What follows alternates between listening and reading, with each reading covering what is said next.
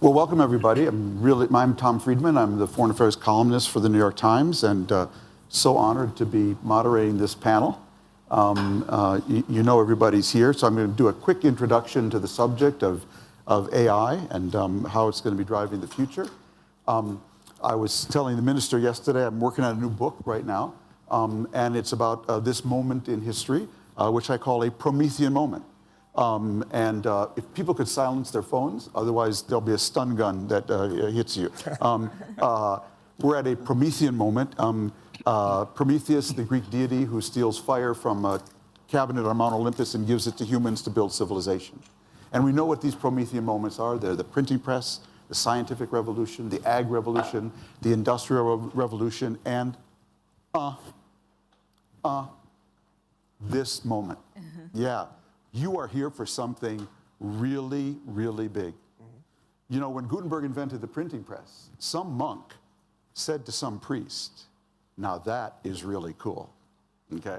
You mean I don't have to write this Bible out longhand anymore? I mean, we can just stamp them out? Well, you are here at a similar Promethean moment. And the definition of a Promethean moment is that it requires you not just to change one thing, it actually requires you to change everything. How you learn, how you educate, how you do business, how you invest, how you govern, how you fight wars, how you commit crimes, how you stop crimes. We are in the middle of such a moment. But what's different about our Promethean moment is that it's not built on just a single technology like a printing press or a combustion engine. It's built on actually two supercycles. And one is a technology supercycle. It's our ability to sense, digitize, connect, process, learn, now amplified with AI, share, connect, to sense, digitize, connect, process, learn with AI, share, and act. And we're putting that loop into everything, from your toaster, to your refrigerator, to your car, to your watch, to your F-35 fighter jet. And it is going to require us to change everything. And the countries and companies and communities that will do the best of taking advantage of our Promethean moment, which I call the age of acceleration, amplification, and democratization. Never have more people had access to tools that amplify their individual power at an accelerating rate and are being democratized with a small d to more people all the time. That's what this moment is about.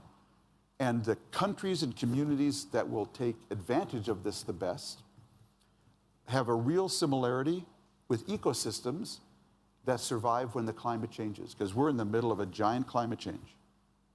The systems, the ecosystems that thrive when the climate changes have one thing in common. They have healthy interdependencies and are able to build complex adaptive networks, where all the elements of the ecosystem network together to maximize their productivity, resilience, and adaptability.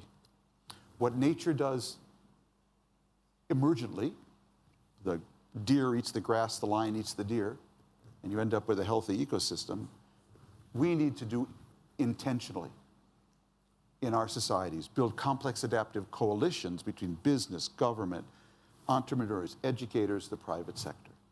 And that's what I'm always asking whenever I visit a community. So to begin with, I want to ask Minister Sawaha to kick it off. And I'm going to ask everyone the same first question to start with, and then we'll go in another round. Minister, what's exciting you now about AI from Saudi Arabia's perspective? Then we're going to ask what's worrying you. But let's start with the excitement and the examples you can give. Thanks so much. Optimism, then realism. Exactly. I love that, Thomas. That's a good way to put it. So why these are such an exciting time? Let's take a step back, Thomas. If we look at the broader context and look at global economic output, and I have to congratulate Rwanda for clocking 7% growth year over year last year when it comes to GDP growth, what's really driving the growth momentum? We have $100 trillion of economic output. $32 trillion is attributed to labor force output. Out of that $32 trillion, already $1 trillion is being augmented, accelerated, and democratized by AI/generative AI. Wow. Over the next 5 to 7 years, it's projected to go to 14%. That's 43% Wow. of the labor force productivity potentially could be accelerated, augmented, or democratized and disrupted. And this is why we are not at a tipping point, but a turning point in humanity, where we're moving from what I would coin, and I think the World Economic Forum soon is going to release it, shifting from the industrial revolutions to the intelligence revolution. How we're pivoting from digital to AI and maybe later on quantum. It's interesting you make a distinction between sort of the information revolution, which we talked about before, to the intelligence revolution. Absolutely. I like that. I like And that. right now, it's all about achieving, first of all, co-intelligence. Yeah. How humans and machine can coexist within this artificial intelligence era or AGI era. And this is why the kingdom is very excited with Rwanda, with Sony, with Ericsson, with Estonia, with you, how we could create this complex coalition of adaptive forces Yes. to make sure that we push adoption. You spoke about the printing press. Yes. It was Germany that invented it, but the adoption took place among the British and the Dutch. Yes. And hence they enjoyed and they reaped the fruits. So we're pushing today an agenda that is inclusive, that is innovative, and indisputably multi-stakeholder to make sure that we lead and leapfrog in this era. Yesterday, I had the pleasure of introducing you to Dr. Ali Al-Hassan. Yes. Dr. Ali Al-Hassan is a clear example of how this general purpose technology can really make the difference for the most pressing challenges. I spoke about it last Davos, and I shared with you the video. Yeah. He used generative AI to look at the correlation of protein and enzymes to reduce the time for drug formulation for sickle cell disease from 10 years to 2 years. There's some great news. He's pivoting already to 3 other genetic diseases around vision, around respiratory systems, and cholesterol level systems. These are remarkable examples of how this general purpose technology is making the difference for a disease that impacts 20 million folks, 75% in Africa, in the Middle East, and this is making the difference. We have learned a lot from this. The OECD principles of trustworthy AI, His Royal Highness led under his leadership the consensus among the G20 in 2020. This is the toughest year, and this was 3 years ago, way ahead of the generative AI era. And those OECD principles of trustworthy AI have paved the way for the AI Act, for all of the different pieces of legislation that we're hearing today. And those principles today have not stifled innovation in the kingdom. Yeah. So we've pushed on drug formulation, and we have learned that on a use case basis, you have to do a risk-based assessment, out of which you still have to conform to clinical trials regulation. So right now, 15 patients in the National Guard Hospital are undergoing this treatment, and they have to go through stage 1 examination for toxicity and for side effects. Yes. Then have to move to efficacy, then to full approval. If I just give you one last example, and then I can wrap up. Yeah. If we shift to the other super cycle you spoke about, which is the climate change, we have Aramco that launched last Leap, one of the largest tech events right now in the world. And I do invite you, Thomas, to come and join us for Leap next year. Yes. They have announced the Meta Brain, their 250 billion parameters model, soon to be 1 trillion parameters, really helping them achieve the lowest uplift cost and carbon intensity for their downstream and upstream activities. And there's one particular use case that they're very excited about when it comes to drilling and how they can reduce the numbers of runs as they correlate the porosity and the pressure points for drilling. And the savings that they have realized already is $1 billion per annum for the next 10 years. And that's one use case. So And just quickly, you also talked about how they've turned the drill from this direction also to this direction. Indeed. And taking stuff out of the atmosphere at scale, not just out of the subsurface. This is when it comes to metal organic frameworks for carbon sequestration and storage, how the circular carbon economy can work. So this is live examples of how we need to foster today in a multi-stakeholder fashion an inclusive and innovative AI that pushes the needle on this general purpose technology diffusion and adoption. And of course, what was different about when the printing press happened, yes, it diffused quickly to to neighboring states in Europe, but it took a while to get to Saudi Arabia and to Rwanda. Now this happens at the exact same time. Average is no longer the case today. Exactly, exactly. Mr. Eriksson, what's exciting you at Ericsson? Well, I'm thinking about this from my role as industry leader. And what's so fascinating just now is that we all realize that industries will change fundamentally.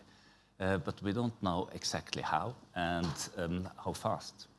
So hence, it's so important to engage, not only inside individual business enterprises, but also with other companies in the supply chain and in the network. The ultimate result will most likely be that more and more business enterprises will be fully automated, helped by software, AI, and robotics. But that will also not only impact individual companies, but entire value chains. And to understand how to set that up and what it takes to unlock the full potential of the technology is a huge and very important leadership task as we speak, which really excites me. You know, it reminds me when electrification was introduced, there was actually no initial productivity boost. It actually took about 30 years, and there was a lot of study. Why is that? When we went, from steam to electricity, and the reason was the full impact of productivity improvement from electrification actually required you to redesign everything, from how the factory was organized, the workforce was, and only then, when you redesigned all the systems around it, then you got this explosion of productivity. Is the same, are you sort of suggesting, around AI? Sure, and in a number of discussions like this, it's easy to be excited about the potential of the technology, but we tend to forget about what it takes to realize the full potential and unlock bottlenecks. Yes. So that's probably your next question. Yeah, that's what we'll get to that. Minister Risalo, from Estonia, give us your perspective. Yes, I would say that I'm super excited, and that's true. That's not just an exaggeration. And what is our plan? We plan to be super users. Super users. Super users of AI. And we have a plan in place. What we're going to build is, we call it post-digital personalized state. And we are convinced that we can do it, because we just have not talked our talk, but walked our walk last 25 years. We still have the most advanced digital society, and we see a huge amount of benefits becoming available from the latest technological developments. Pardon my ignorance, but how many people live in Estonia? 1.5. 1.5 million Yes. people? Yes. You're making that up. I don't believe that. But yeah, you asked me to bring examples, Yes, so please, that so to describe what I mean. We have been working on AI issues already for some years, so it is not a surprise for us. And we have to remember always that before generative AI, there was machine learning, deep learning, and then these all are usable technologies. So just to bring you one example is that we have from 2020 up and running national clinical decision support tool, which means that it's a support tool for doctors to make better diagnosis. And what enables us is that we have our genome database established already in the Tartu University in the 2000s, beginning of 2000s. So it is a quarter of population having a full genome sample there. So we have digitalized our e-health systems already, 15 years ago. Is this for everyone in Estonia? Absolutely everyone. We have a universal coverage. Wow. There is, this e-health story, you have everything. You have your doctor visits, you have the diagnosis, you have your analysis, you have all the scans. And then from the third side, we have the so-called, what in the industry we call the life log. As it's, all the services in Estonia digital, there is a lot of data. When you marry, when you divorce, when you get driving licenses, and so on and so on. And these are different data sets, but what's the beauty of Estonian system for the very beginning?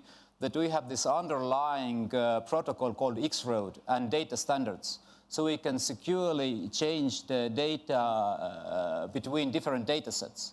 And if you put all this together, and then now add the capacities of generative AI, you can only imagine what you can see in a field of personalized medicine. It has been you have all this trusted data, you were saying. Yes, Yeah. yes, and it has been a buzzword for some years already, but there is not really true results, or results in a very specific group. But we are convinced, for example, cancer diagnosis, it is going to be completely different picture after 2, 3, 4 years. So this is what makes me really excited. And we have the possibility to create this world, and we can only we are going to make mistakes also. Sure. And this is why it's important to have this kind of forum and talk with the countries and organizations who are like-minded, sort of to learn from each other's experiences, and then our purpose. I'm not thinking so much about the trillions in the global GDP. We are thinking how to make it useful for our people. Yeah. And again, I'm super excited. I see so many possibilities arising if we don't blow it up. Yeah, we'll talk about that in a second. I still don't believe there are 1.5 million people only in Estonia, but we'll move on. Minister from Rwanda, what do you see that's exciting you? Thank you, Tom. I think just like most of the other panelists, I share the optimism when it comes to AI, particularly for Africa or a country like Rwanda, for two reasons. One, the ability to be an equalizer, and especially for developing countries, the ability to leapfrog. One of the benefits that we have is that we don't have legacy infrastructure and systems. And so if we're able to be very laser focused on how we deploy AI solutions for the societal problems we're trying to solve for, then one, we gain the benefits, but also we're able to leapfrog when it comes to technological development. The second thing that excites me about AI is the up-leveling effect that it has on the workforce, particularly for least skilled professionals. You have the ability, and they stand to benefit the most when it comes to generative AI. What is challenging, though, is then to think about what's the wage gap that will persist. Yes. But at least what we continue to see is for the least skilled professionals, you have the opportunity to leverage AI to also increase productivity in their different trades. And I'll give you a couple of examples. Please. In Rwanda, we have, similar to what the minister from Estonia was sharing, we have universal healthcare insurance coverage for our citizens. And what we've also done, the structures that we've set up for delivering healthcare, primary healthcare services, have required that we deploy at least 100,000 community health workers, and these will go door to door in the communities providing primary healthcare services. Now, what we've done is to build a Kinyarwanda, this is our local language, large language model that allows these community health workers that when they're employed, they're not necessarily medical professionals, but they're able to draw information from a wide pool of data and be able to respond. Of course, it's very much linked with the medical record system that has already been put in place, but it still allows for quality healthcare services to be provided to the citizens. Now, when it comes to the enabling or equalizing effect, we are a population of close to 14 million people. And 2 years ago, we were looking at the number of radiologists that we had. There were not more than 15. So in essence, you're looking at, for one radiologist, 1 million population. So here is a great opportunity on how we leverage AI or AI models to really ensure that we can help these radiologists to be able to efficiently and productively deliver their work. We've done an economic impact assessment, and what we're seeing is that AI can contribute about 6% to our GDP growth. And we've looked at particular use cases in agriculture, where we're looking at early warning systems to support farmers. 70% of our population is within the agriculture sector, so if we're able to build systems that allow them to have timely access to information and inputs. Can people turn off their phones or leave the room? Excuse me. No problem at all. So essentially, looking at all these different use cases in agriculture, in delivering healthcare, in improving public service delivery, there's really immense opportunities on what AI can do to really help a country like Rwanda to leapfrog its development stages, but also at the same time to really enhance the workforce. So I was telling the minister yesterday, back in 2011, I wrote a book about America. It was called That Used to Be Us. It was about how we were falling behind. And I had a chapter in the book that was called Average is Over. And at the time, the theme was that if you just have average skills now, that will not return an average lifestyle of income, of housing, or whatever. Yes. And what excites me about AI right now, and for a country like Rwanda, is average is over in a different way. Exactly. So those healthcare workers in the past, they never even had access to average. To even take Now they'll have access to world class in their own dialect. Exactly. And I think as that scales, it's going to be super, super exciting. From Sony. Yeah. Okay. I think this is a really exciting time, and I've been in the AI field for over 40 years, 4 decades, and AI, robotics, and large-scale computing, and people equate this as like industrial revolutions. And then if you look at the industrial revolutions, like they took two phases. One is steam engine. The other one is internal combustion engine. Right now, what I would say is a kind of excitement, particularly on the Gen AI, in the steam engine days. The best yet to come. I mean, we're going to see internal combustion engine quality of AI in coming years or the decade. And right now, Gen AI is predominantly used for productivity tool, particularly for large-scale language models and some partly like a division model style. And I think it have like a really impact on the GDP and the productivity and then new industries. That's for sure. What I think is the next phase of the AI development are going to be on the creativity tool. Particularly for the AI for scientific discovery. I think this is going to be a huge change because our society is driven by the scientific discovery and then technology, of course, a part of that. Yeah. And then the way we do science, we're going to fundamentally change in the coming years or decades. Right now, when you actually ask, ChatGPT or whatever, large language model, you got answer. It's a decent answer. At the same time, what you need in a scientific discovery is for the bulk of knowledge, we need to get numbers of hypotheses, right? If for this question, this could be the solution, this could be another one, this could be another one. I mean, humans actually do, in science, do that. I'm scientist myself. It's actually we're not good at that. Yeah, we can't really come up with all possible hypotheses. Yeah. We cannot do that. We come up with something we think is most likely. Yeah. But something nature is more tricky. Yeah. So we might have something that we haven't thought about this. This could be the real thing.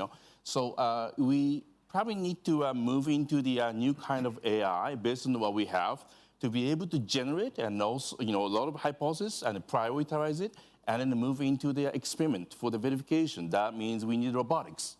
So I think it's going to be the root of the new kind of AI combines with robotics, and that will change the way we do science on the biology, pharmacology, and material science, engineering design, and so a lot of things. I think that's going to be huge. And then I think that'll be, the fundamental. Also, a similar principle applied to the more general creativity for artists and musicians, because therefore, creators to explore the new expressions, new music, new art form, new movie, right? So basically, it's exploring hypothesis, not really getting the answer from the digital world, the web, what we know. It's exploring the new opportunities, new expressions. I think both are common, but I think that's something excites me, and I think so that a fundamental change that we would do. You're really describing the company that the minister actually introduced me to yesterday. It's exactly that kind of phenomenon at work.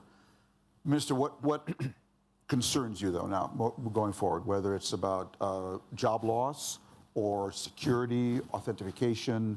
What are the concerns and how are you addressing them?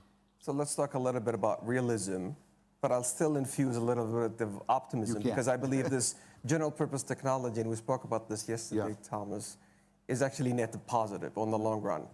And if you look at the steam engine, the internet, they have been net positive on the long run. But the current model is overhyped because of few limitations. The good news is that there are solutions that are being worked at, but these problematic and systematic issues are driving misinformation, bias, hallucination. And let me explain to you why this is coming from. First of all, let's appreciate the technological development. The current models are operating at around 4 trillion parameters. Just to explain this in this complex notion in a very simplified way, We all have to be, by the way, if you want to appreciate artificial intelligence, you have to be a pseudo neuroscientist because we're trying to mimic neural networks within the brain. Yes. 4 trillion connections are the weights for how you discover answers. The human brain right now, approximately, because we still did not figure out everything about the human brain, is at 100 trillion parameters, 100 trillion connections. So that's 4%. Right. But a few years ago, that's 175 billion parameters to 4 trillion. Yeah. So that's 22x in just less than Yes. 3 years. Yeah. At this rate, the most optimistic believe we can achieve general intelligence by 5 years. The pessimists believe by 14 years. But Wow. there is a catch. The current model is overhyped because there are 3 fundamental challenges. The first one, from a great book, I'll borrow from it, Thinking Fast and Slow. We love that book. Yes. Humans have thinking 2 systems, thinking fast and slow. It's like teaching your kid math. If you want to teach him math, you will ask him, what's 1 plus 1? He will immediately answer 2, even without thinking. Yeah. But if you ask him, what's 22 times 17? He will take some rationale and some time, system 2 thinking. The current model has 4 trillion connections, wealth of data, but only has system 1 thinking. It's only probabilistic, Yeah. not deterministic. Yeah. So that's an immature brain with close to general intelligence and superintelligence. That can be problem number 1. Yeah. Problem number 2, humans, neuroscientists, they call perception and imagination constrained hallucination. So actually, for humans, when you go into sleep, the first phase of sleep, you have something called rapid eye movement sleep, which is vivid dreaming. Yes. It's good for learning, for memory. So actually, constrained hallucinations is good. The current models for AI only have unconstrained hallucination, what neuroscientists call mental disorders. So you have an immature brain with close to general intelligence, with system 1 thinking, probabilistic, and with a mental disorder. Third problem. So well described. Yeah. Third problem Yeah. is that if we want to oversimplify the human brain, it's really a complex layers of limbic and cognition and survival systems and emotional systems. But really, if we want to oversimplify it, it's 3 systems. The current AI model has only 1, reasoning, inference. Right. It lacks empathy. Yeah. So again, an immature brain with only system 1 thinking, with a mental disorder, right, called unconstrained hallucinations and biases, Yes. and lacks empathy. Yeah. The good news, there are solutions undergoing. But the call to action here is that we have some headroom to do some skilling and reskilling when it comes to transitioning to general intelligence. And let me reiterate this. This is something I shared in the AI Summit during 2020. And I think I wasn't heard well, so let me make sure I repeat in this room for the folks in this room and overstream. Talents and leaders in this room and overstream, if you do not master AI within the next 5 to 7 years, you will become irrelevant to a talented leader that uses AI. In other words, you could be potentially, but surely, displaced or disrupted. Wow. Well said. Being a columnist is to do constrained hallucination. So I appreciate that.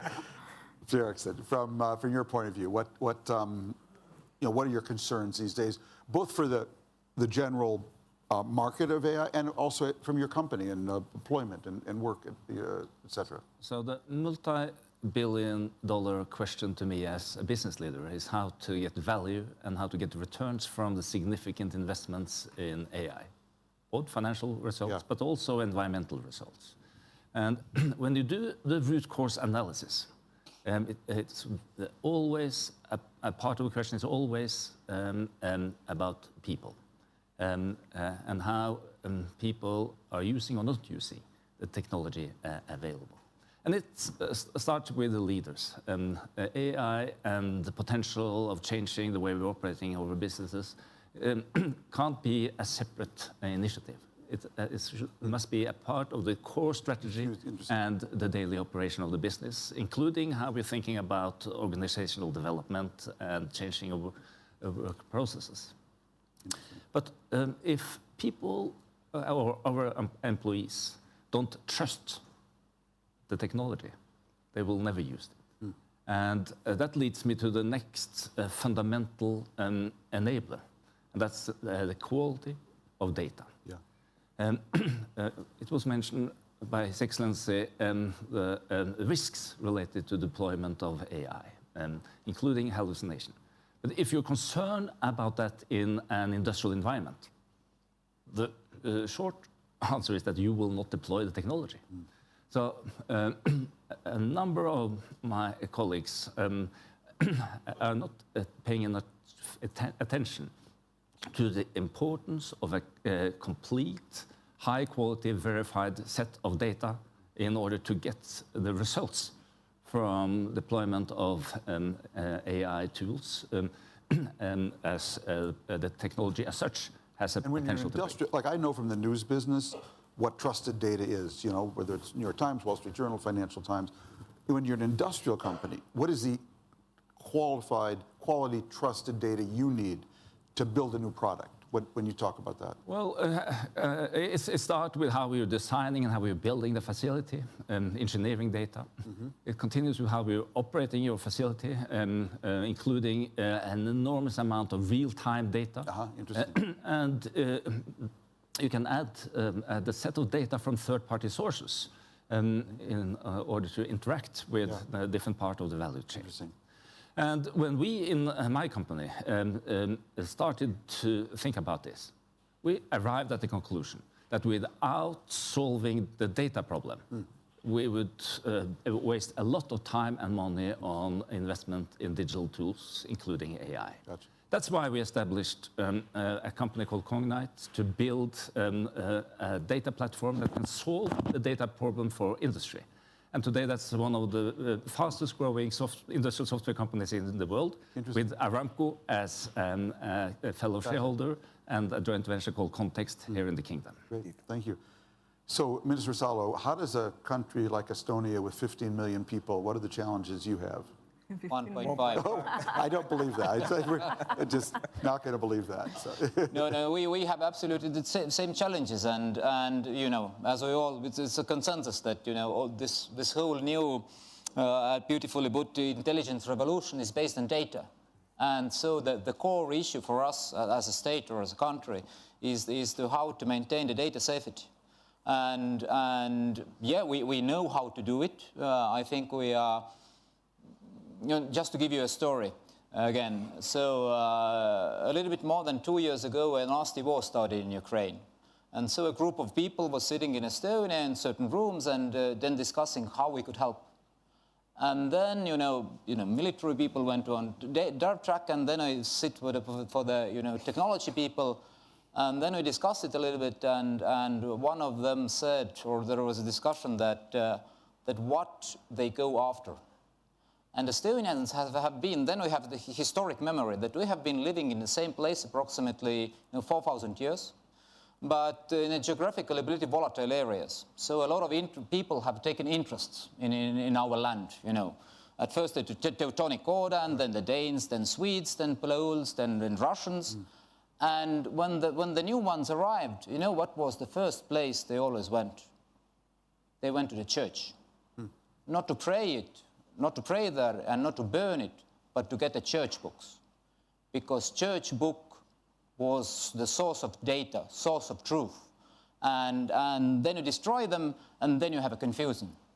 And now we are in the same situation as a Minister of IT. My main concern there is the data safety. But the story was that when the war started, we thought that this is what they're going after. And Ukraine, as Estonia, we work a lot together, is a digital country and becoming really a major player after this war ends. We said that we have to save the data. So we immediately started to, bump over the data to Estonia and also move the servers. But it's like, we're separate story. Yeah, no, it's very. But now our concern is just how we can build our cybersecurity in a way and data safety that we really sort of maintain the trust of the people, and this is the core issue in the coming years. But of course, it's a little bit from the positive side also that what we can do yourself sort of to maintain the trust, sort of fight the bad guys, But we already have up and running for some years called an application called Data Tracer. Again, as our data is interchangeable between the different data sets, not only in the public sector, but private sector is in the same platform. So Data Tracer is actually a system that when you log in into the state portal, you go to a sort of devoted room there or page, and you see what queries have been made for your data.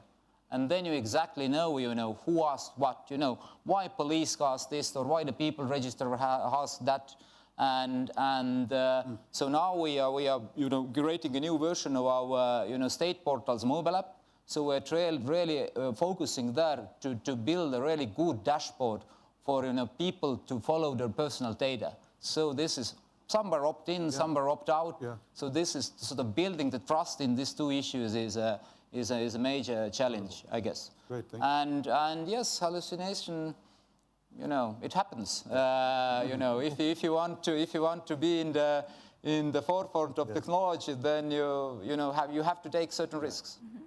Wonderful. Minister, from Rwanda, what are the biggest challenges and concerns you have?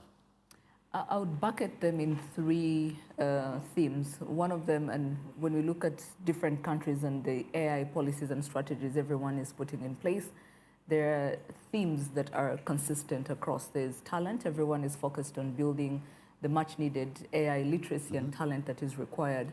The other one is compute infrastructure, making those investments. And then you also look at aspects of regulation. And I think this has always been a very tricky subject because the bigger question is, should it even be regulated? And can you regulate what you don't understand?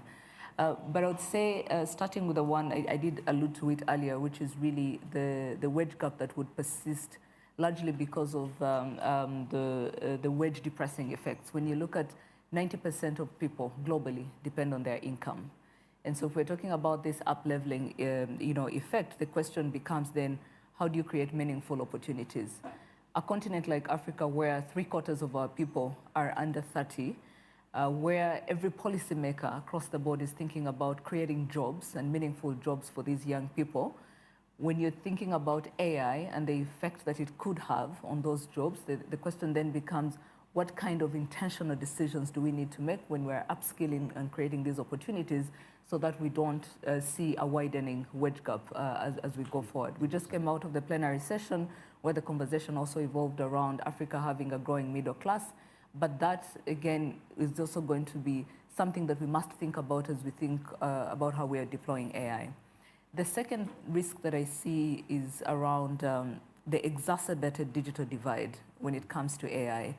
10% of countries globally own 100% of the compute capacity that we have. And so if you have developing countries that don't own and have this compute infrastructure, it also means the benefits that we are all discussing here in many ways will not be able to achieve them fully and in equal and inclusive manner, as Minister Al-Faha mentioned earlier. And so really, even thinking about the issue of data sets, how do we train models to have diverse and representative data sets so that we minimize the biases that could evidently come out of the insights that are coming out of these models that we are training. And then the last one for me, which again is discussed among different policymakers and regulators, is the issue of ethics. And the reality is that ethics and norms are not necessarily uniform across cultures. And ethics may not necessarily just be about what cannot be done, but really how do you enable human excellence?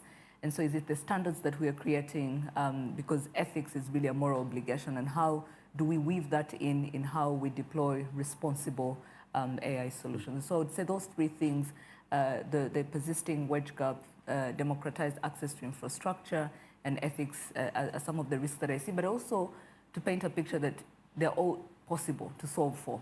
If we have the right intentions, the right people, and thinking about it the same way in a matter that they're going to be inclusive, because to the extent possible, you don't want certain parts of the world developing at the expense of others, and really thinking about this inclusivity agenda.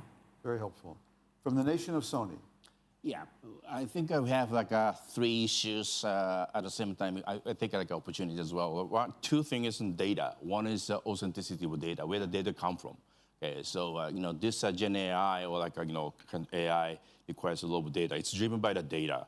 And you know, That's the fuel. It Yeah, can't that's be- right. That's a fuel, and can't then be polluted. you know, that processed by the GPU cluster. Yeah. And then you know, if data is, do they respect right of the creators, and writers, and they are the one who actually create the data.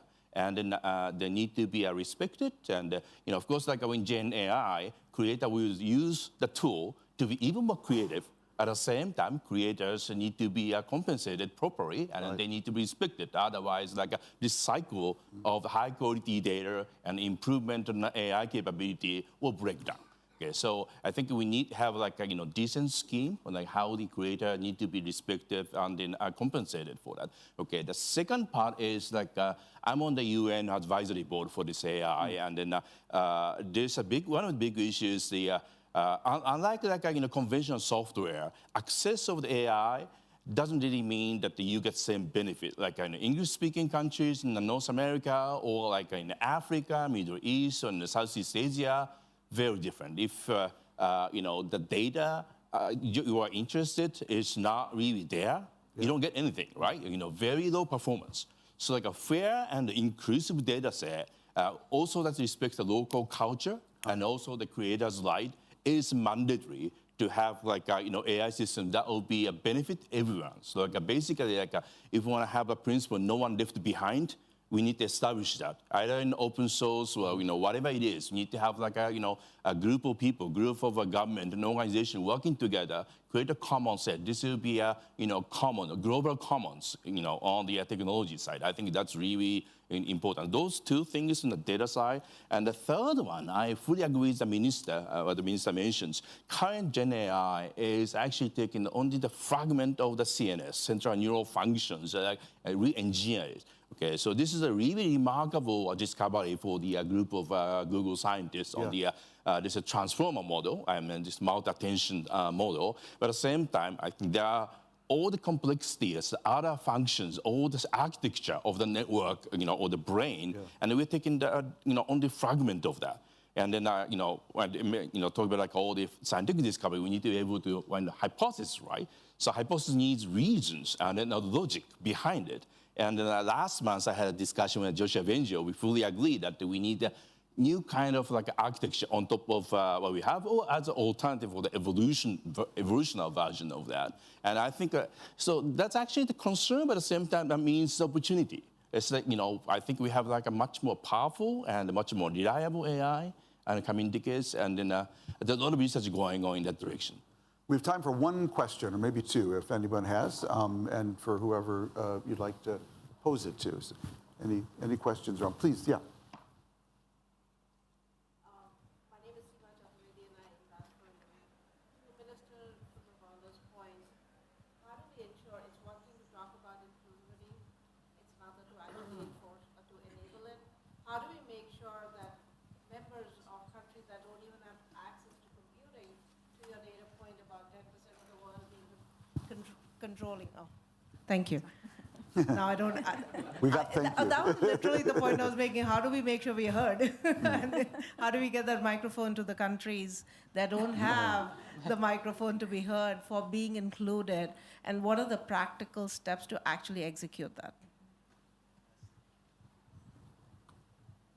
It's for you. Yeah, it's for you. Yeah. So I think even platforms like this is one way to make sure that we have representative voices, where we are looking at those that may have some systems and foundations in place, and those that are yet to even build those. That's one thing.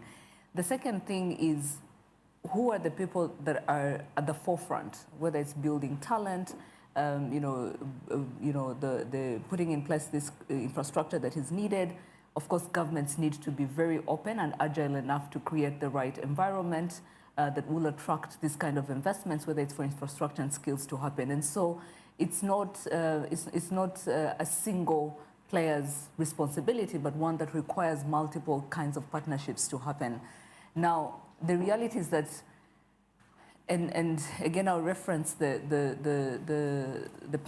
plenary session that we just came out where my president was speaking, and he said one of the things that he highlighted is Africa getting out of this mentality where we feel like we're a victim. So what are the things that we can also do for ourselves? And this is not just Africa, it's also every developing country, every developing part of the world, What are those things that you can do for yourself without necessarily waiting for help to come? And when help does come, you will find when you've already put in place those kind of foundations. And so really that's my take on how we make sure that every voice is heard, but also we have these inclusive and equitable benefits across the board. If I Please, may add, yeah. sort of add a more optimism and positive note in this, if we do it right, AI will be a great equalizer. We just, smart people have created for us a new interface between the man and the machine. It's a huge access to the global knowledge base. And you don't need any more, specific skills to be sort of the user, the high-end user of this. So and it's not any more science fiction. We just have to sort of work together to make it happen. Well, the clock just hit 0. For me, the best indication of a panel is how many notes I take. And my book is full. Thank you all very much. I learned so much, especially that Estonia, with 150 million people, can do all of this. Thank you very much. Thank you. Thank you. Thank you. Well done. Well done.